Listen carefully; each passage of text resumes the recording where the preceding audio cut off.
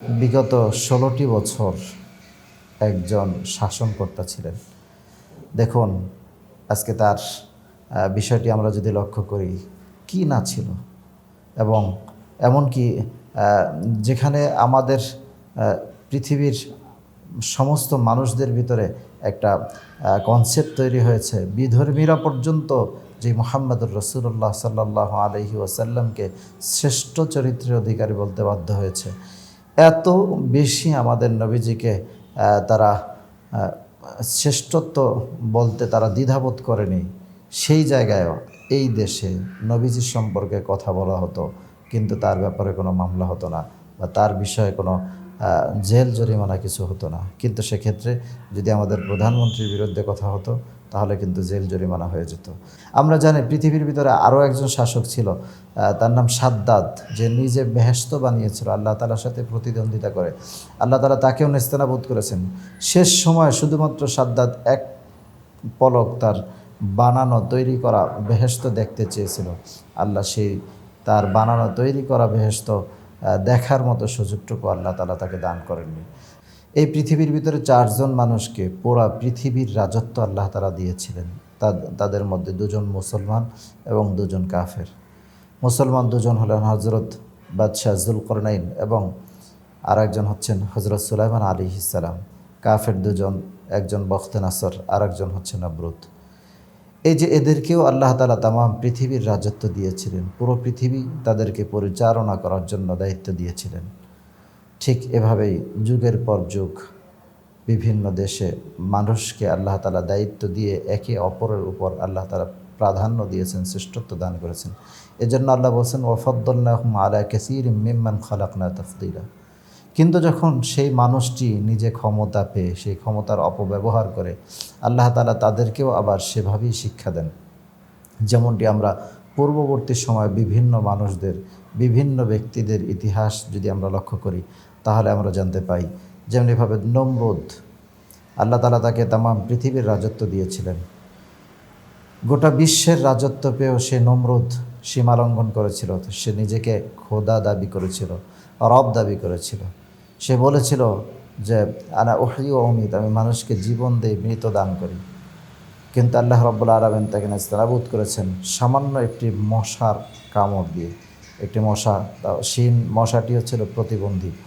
তো প্রতিবন্ধী একটি মশা দিয়ে নমরুদের মতো পুরো পৃথিবীর শাসনকর্তা তাকে আল্লাহ তাআলা ধ্বংস করেছেন। এরকমভাবে অন্যায়ভাবে ক্ষমতা পেয়ে পুরো পৃথিবীর মধ্যে নয়, মিশরের রাজত্ব করেছিল ফেরাউন।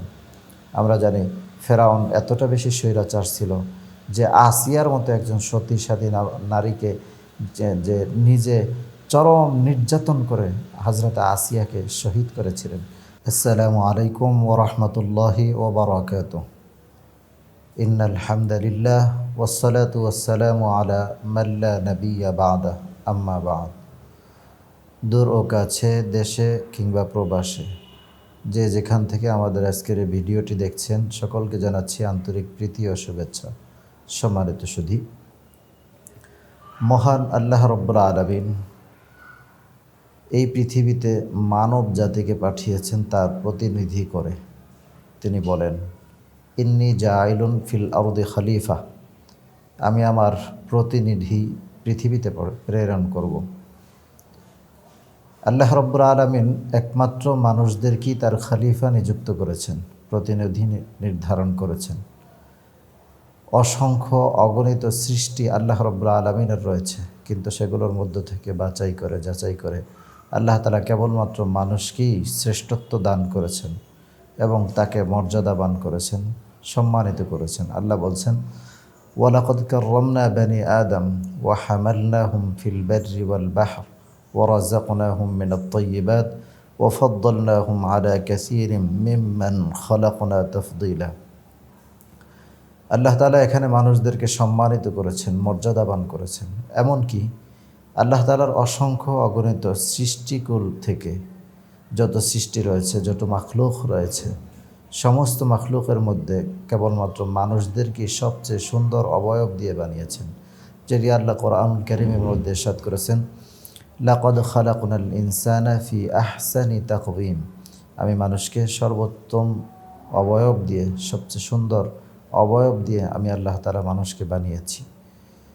এই মানুষকে পৃথিবীতে পাঠানোর পরে সেই মানুষকে আবার চলার জন্য প্রত্যেকটি মানুষকে কিছু দায়িত্ব দিয়ে পাঠিয়েছেন, যেটি হাদিসের মধ্যে এসেছে। নবীজি বলছেন, আলা কুল্লুকুম রাইন ওয়া কুল্লুকুম মাসউলুন আন রাইয়াতিহি। প্রত্যেকটি মানুষই তার নিজ নিজ জায়গা থেকে কিছু দায়িত্বপ্রাপ্ত হয়ে থাকেন এবং সেই দায়িত্ব সম্পর্কে কিয়ামতের ময়দানে আল্লাহ রাব্বুল আলামিন প্রত্যেককেই জবাবদিহি করাবেন। সকলের কাছ থেকে তার দায়িত্বের জবাব আল্লাহ তাআলা নেবেন। একজন মানুষ, একজন পুরুষ কখনো সে সংসারের বা পরিবারের দায়িত্ব কাঁধে নিয়ে থাকে, কখনো তিনি সমাজের দায়িত্ব কাঁধে নেন, কখনো বা তার নিজ এলাকার দায়িত্ব নেন, কখনো তিনি রাষ্ট্রের দায়িত্ব নেন। এভাবে করেই যুগে যুগে মানুষ তার নিজের এক একটি দায়িত্ব পালন করে আসছে। ঠিক তেমনিভাবে গোটা বিশ্ব অর্থাৎ তাম পৃথিবীটাকেও মানুষ দ্বারা আল্লাহ তাআলা পরিচালিত করিয়েছেন। এখন যেমনিভাবে দেশ থেকে দেশান্তরে বিভিন্ন দেশে কোনো কোনো দেশে রাজা বাদশাহ রয়েছেন, কোনো কোনো দেশে রয়েছেন প্রধানমন্ত্রী, প্রাইম মিনিস্টার। এভাবে করে বিভিন্ন দেশ আল্লাহ তাআলা বিভিন্ন জনকে দিয়ে পরিচালনা করাচ্ছেন। এই পৃথিবীর ভিতরে 4 জন মানুষকে পুরা পৃথিবীর রাজত্ব আল্লাহ তাআলা দিয়েছিলেন। তাদের মধ্যে 2 জন মুসলমান এবং 2 জন কাফের। মুসলমান 2 জন হলেন হযরত বাদশাহ যুলকরনাইন এবং আরেকজন হচ্ছেন হযরত সুলাইমান আলাইহিস সালাম। কাফের 2 জন, একজন বখতে-নাসর, আরেকজন হচ্ছে নমরুদ। এই যে এদেরকেও আল্লাহ তাআলা তাম পৃথিবীর রাজত্ব দিয়েছিলেন, পুরো পৃথিবী তাদেরকে পরিচালনা করার জন্য দায়িত্ব দিয়েছিলেন।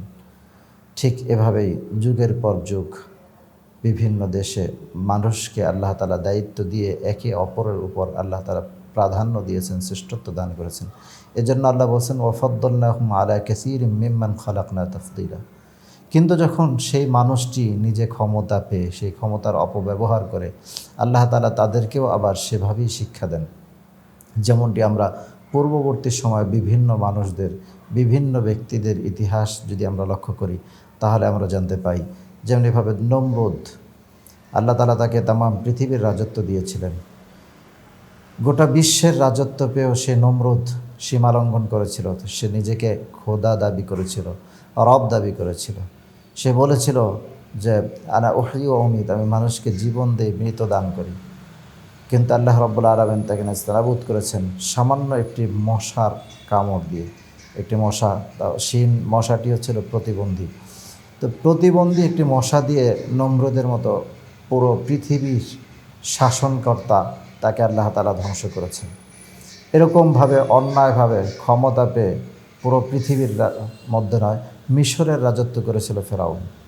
আমরা জানি ফেরাউন এতটা বেশি স্বৈরাচার ছিল যে আসিয়ার মতো একজন সতীসাধী নারীকে যে নিজে চরম নির্যাতন করে হযরত আসিয়াকে শহীদ করেছিলেন।